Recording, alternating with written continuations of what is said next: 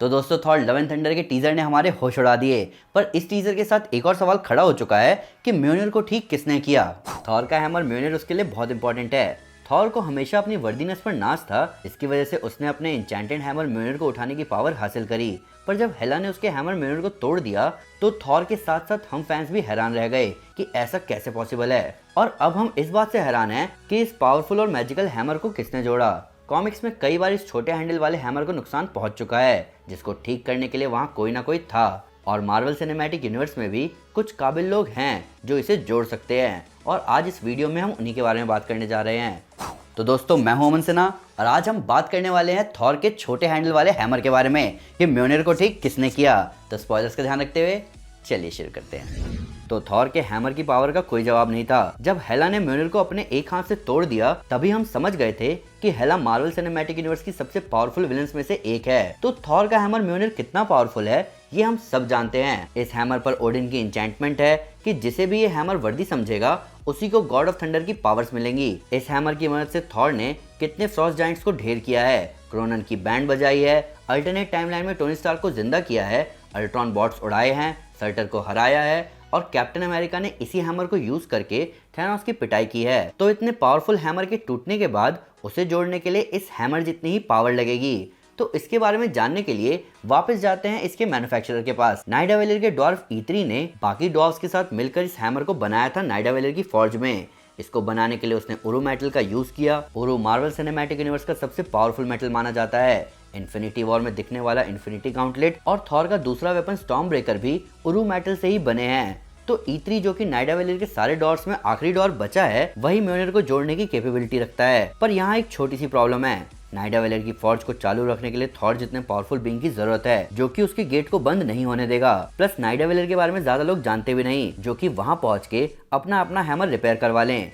हालांकि अगर आप हैमर को ध्यान से देखोगे तो उसे रिफॉर्ज नहीं किया गया है। म्योनिर लाइटनिंग की मदद से जुड़ा हुआ है, जबकि अगर वो फॉर्ज में ठीक होता तो वापस पहले जैसा दिखता। तो अब इस हैमर को ठीक करने के लिए नजर डालते हैं जेन फॉस्टर की तरफ। मैंने अपनी Thor love and thunder teaser breakdown वाली वीडियो में एक थ्योरी दी थी कि जेन फॉस्टर जो कि बाइफ्रॉस्ट की साइट्स को स्टडी करती थी वो थॉर रैग्नारॉक के इवेंट्स के दौरान थॉर, हेला और लोकी के जाने के बाद उसी जगह पहुंचेगी जहां म्योनिर टूटा था, और तब वो उसके टुकड़ों को अपने साथ ले जाएगी जिनकी रेडिएशन की वजह से उसे कैंसर होगा। रिसेंटली ये बात कंफर्म कर दी गई है कि जेन फॉस्टर को कॉमिक बुक स्टोरी की ही तरह मूवी में कैंसर होगा, और उसकी फाइटिंग स्पिरिट और अच्छाई उसे म्योनिर के लिए वर्दी बनाएगी और जेन तब बनेगी माइटी थॉर। प्लस थॉर ओडिनसन अभी अर्थ पर नहीं है, और जेन का एक कॉमिक में फेमस डायलॉग है कि इस दुनिया में एक थॉर होना ही चाहिए, और तभी जेन फॉस्टर बनेगी द माइटी थॉर और उसकी थॉर की थंडर पावर म्योनिर के टुकड़ों को जोड़ेगी। तो जेन फॉस्टर की वर्दीनेस ही रिस्पॉन्सिबल होगी म्योनिर के जुड़ने के लिए।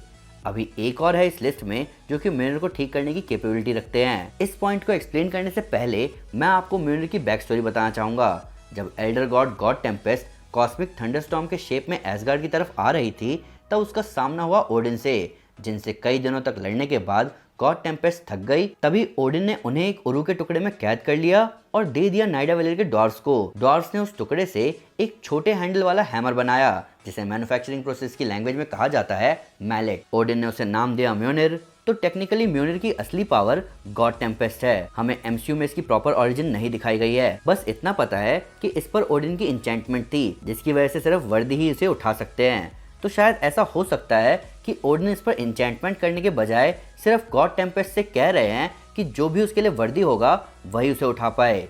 कॉमिक्स में म्योनिर मैनगॉग को मारने के चक्कर में बर्बाद हो जाता है, पर वो वापस सन में रीफॉर्ज होकर थॉर ओडिनसन के पास आता है। तो हो सकता है कि फिर से सन की मदद से थॉर का हैमर जुड़े। तो ये तीन पॉसिबिलिटीज हैं जिनकी मदद से थॉर का हैमर म्योनिर वापस ठीक हुआ। अभी आने वाली थॉर लव एंड थंडर में अगर म्योनिर की ओरिजिन को टच किया जाए तो बहुत सही होगा। पर Marvel cinematic universe Marvel comics से बहुत ही ज्यादा अलग है। यहाँ थॉर गॉड ऑफ थंडर ही है, चाहे म्योनिर हो या ना हो। कॉमिक्स में थॉर फिलहाल गॉड ऑफ द अनवर्दी है, उसका हैमर टूट के वापस सन से फॉर्ज होकर आया है, और जेन फॉस्टर फिलहाल वेलकरी है। तो दोस्तों ये थी वीडियो थॉर के हैमर म्योनिर के बारे में। अभी थॉर लव एंड थंडर के बारे में हमें ज्यादा अच्छे से समझ में आएगा मल्टीवर्स ऑफ मैडनेस को देखने के बाद। पर फिर भी अगर उसको कोई डिटेल मिस हो गई हो या आपके उसके नया फैक्ट इस वीडियो से रिलेटेड तो प्लीज हमें कमेंट पर जरूर बताएं या हमारे सोशल मीडिया हैंडल पर हमारे साथ शेयर करें। हम हर जगह हैं। तो दोस्तों अगर आप जेन फॉस्टर की माइटी थॉर के बारे में जानना चाहते हैं तो मैं आपको हमारी Thor goddess of thunder comic series recommend करूंगा। साथ ही साथ अगर आपको वीडियो पसंद आए तो इस वीडियो को लाइक और शेयर जरूर करें और ऐसे कई सारे सुपर कंटेंट के लिए हमारे चैनल को सब्सक्राइब करना ना भूलें। Thank you guys, this is Aman Sinha and you are super super. Piece.